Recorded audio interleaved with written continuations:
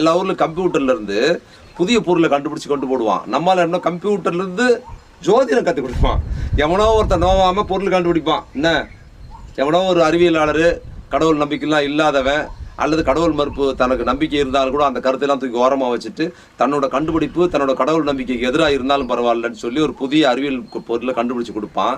நீங்கள் நோவாமல் வாங்கிட்டு வடிவில் ஒரு படத்தில் பாத்திர கடையில் வாங்கினது பேர் அடிப்பாரு கம்பு சுற்றுறதுக்கு. அது மாதிரி அவங்க கொடுக்குற பொருளை கொண்டாந்து அதில் நீங்கள் உட்காந்துக்கிட்டு ஜோதிடம் பார்க்குறது. வாட்ஸ்அப் ஃபோன் எவனோ கண்டுபிடிச்சி கொடுத்தான். அந்த ஃபோன் எப்படி வந்துச்சுன்னு உங்களுக்கு அவசியம் இல்லை. ஆனால் அந்த ஃபோனில் வச்சுக்கிட்டு என்ன பண்ணுறது, இதை 100 பேருக்கு ஃபார்வேர்டு செய்யும் ஒரு மெசேஜ் அனுப்புறது அதில் டிஸ்பிளே வச்சுக்கிறது.